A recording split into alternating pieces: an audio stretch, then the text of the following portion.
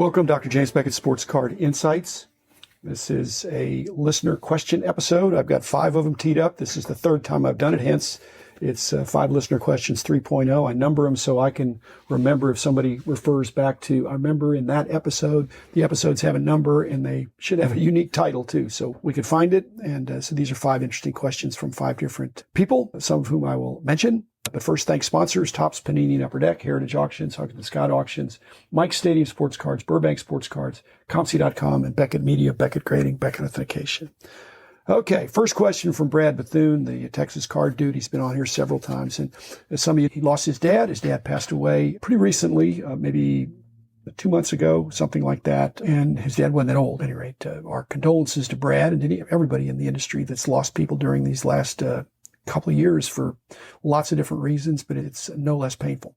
So anyway, here's what happened. So Brad says, after my dad passed away, his mom cleaned out the closet and was dropping off some of his clothes at one of these donation drop-off points that I'm familiar with. I'm not going to mention the group, but they receive that and then they resell it and it goes to a good cause. However, while she was there, his mom, there was a guy accepting the donations. He says, "Hey, I noticed you got men's clothes here. Sorry for your loss, but did your husband have any baseball cards that you'd like to sell or donate?" And I don't know if he said sell or donate, but of course, Brad's mom is the mom of Brad. He said, "No, my son's taking care of that." But Brad's question was, what happens when you don't have a son that's a knowledgeable, serious collector? If you're a widow and you're at the mercy of, you just think, well, I just want to get rid of this stuff. I'm not sure what value it has. So Brad was being protective of his mom, but also concerned about others that might be in this same situation. He wanted to know what I thought about it. I have thought about it. I've done all these mortality podcasts. It does show that sports cards have made the big time. If it's enough that people are asking about that, my estate sales friends that do that kind of stuff, the big thing is jewelry. But now, have you got baseball cards?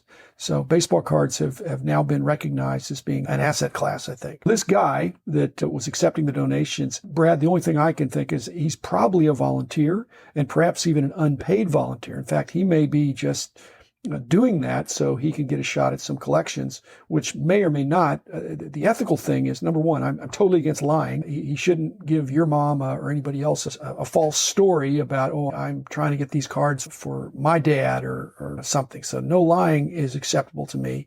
But if this guy's unpaid and he's doing this, maybe he's doing it just to get the cards. Now, on the other hand, it also would be not appropriate, I think unethical, for him to take the cards and put them in the trunk of his car and not put them in the bin for the donations. To me, it's borderline stealing. Now, if he has a deal with that center that says, you know what, I'm going to work out here for free, but any baseball cards that come in or sports memorabilia, I'm going to take that as my pay. Again, that's a lot of ifs, but I see what you're saying, Brad. And like I said, I think that if somebody was doing that and they're doing it unethically, that's not right. To take advantage of widows and orphans is a pretty low. Next question. Greg Dobrik has written in several times. Thanks, Greg. Mentions, first of all, just in passing, that in the first baseman, don't forget the crime dog, Fred McGriff. I haven't forgotten him. I think he probably will get him. But then his main question is about trying to pick up one of the 2005 fan favorite cards of me. I actually bring those to the card shows now, and I'll sign one or sign yours, or I have some. I've given them out a little bit because I have enough of them that I'm not going to run out, I don't think. But I try not to sell them. I try to give them away. However, he pointed out that there's a $1,200 asking price, I think on ComC, but that may be also on eBay, for refractor version, a gold refractor version. And when that was brought to my attention, I realized that my contract for signing the cards and for giving my permission had no mention. And I'm not going to get mad at Clay Larashi because I think it's all above board, but I had no idea there were gold refractors. I'd love to have one, but I don't think I'm going to pay $1,200 for my own card, no matter how beautiful it is. I have seen it. I've seen the image of it. So, Greg, you're right. I'm not going to pay that much for it, but it is a cool card. And I won't say I wish I had one, because if I wished hard, I'd get it. I'm not even PCing myself. What is it? That's embarrassing. Question 3. This was from Instagram, and there were a bunch of questions about this, and they've gathered them up. And really the problem is, and I'm not going to mention the name again, it's slander. If you accuse somebody of something And in cyberspace, it's there forever. And people have a right to be innocent until proven guilty. The point of the questions is that there was an accumulation of evidence over a long period of time that somebody was doing bad stuff.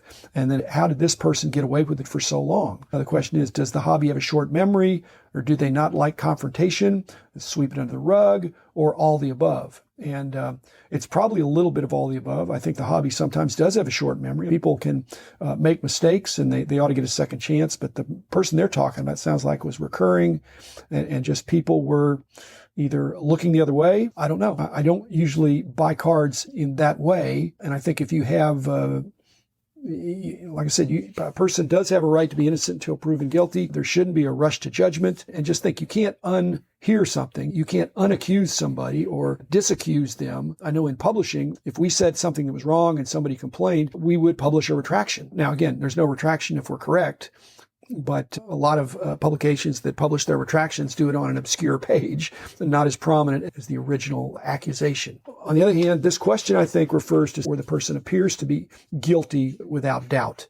And like I said, I think you need to, they give credit to Kyle from Wax Museum. I know Kyle is tenacious and does a lot of great detective work. Again, once you have that person dead to rights, do you call them the FBI? If there was an association that kind of policed the industry, it would be interesting to see what they would do. But you shouldn't just loosely accuse somebody, because it could be something somebody else is doing that you just have possession of it. But when something keeps happening, there's I won't say when there's smoke, there's fire, because sometimes it's just smoke and it's somebody else's smoke.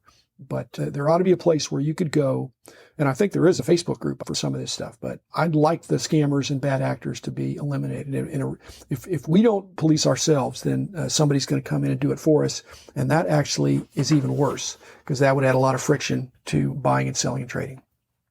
Okay, another one. Wanted to know about the origin of Beckett publications and the price guides and all that stuff, and I guess I would like to see more development of what that is. I've had some bits and pieces out there. I've had some kind of origin issues for me, but if there's some aspect, I'm more than willing. That's what the dueling questions get at a lot of times. People asking me aspects of what it was like in 1976 or 79 or 84 or 89 or 99. Each of those dates is a pivotal date in my hobby history. One of the reasons I started doing the podcast is because I didn't really want to do a linear reporting of I was born, I went to grade school, I went to middle school. It's just linear. I wanted to jump around a little bit. So if there's something you feel like I've left out, so I'm answering the question with a question, I appreciate that. And again, through these other guests, it may just be that the best way to do it is to put it together from the different podcasts that have been released so far and will going forward.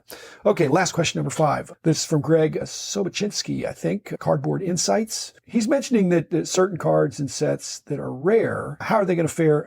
They're underappreciated right now, misunderstood, or not even given a second glance, but they are very tough. Some of them are parallels. Some of them are just obscure inserts, or even older cards that just, and the key is not that much is known. Most people don't come across them or think about them.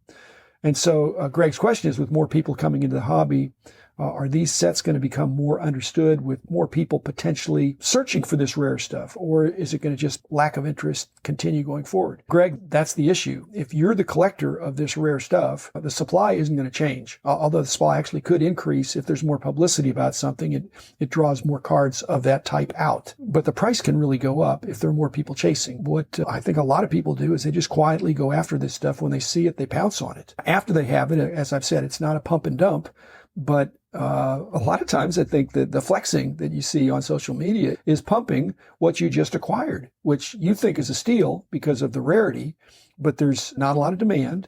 But it doesn't take very much demand to greatly increase the perceived value and the price of a card or a piece of memorabilia that was not in vogue because people didn't think about it. And once they think about it, if more people are chasing it than have it, that's a recipe for driving up the price. I'm always on the side, Greg, of increasing knowledge. And I think the increasing knowledge increases the interest. So if you've got some examples, or other people have examples of obscure cards, things like that, old, new, or in between, I'll be happy to address them. Rich and I have a great deal of fun. It's what we did at the National over the last few decades, looking for cards like that, not so much brand new, but anything that wasn't in the almanacs and already reported. So Greg, keep searching. And there's a silver lining. If it's rare and stays not as understood and not as valuable in spite of its rarity, enjoy the chase. Now, when you're going to sell, you're going to have to beat the drum and say, hey, this is really rare. But still, you've got to have more than one person or more than the more people you can get to chase it. Like I said, I've been in some auctions or I put stuff up in an auction and there just weren't enough bidders. The stuff was rare, and I know that the person that won it surely would have gone higher. But if nobody bids them up, they get it for a great deal. So thanks, everybody. Again, I enjoyed the listener questions. Just send them to doctorjamesbeckett@gmail.com. I'm happy to accumulate them and answer them. If it's something worthy of a whole episode, I certainly can do that. And whether it's a broad question or a specific question, send them in. And I'm enjoying the interaction and the opportunity to answer your questions. So thanks, everybody. Be back again tomorrow with another episode.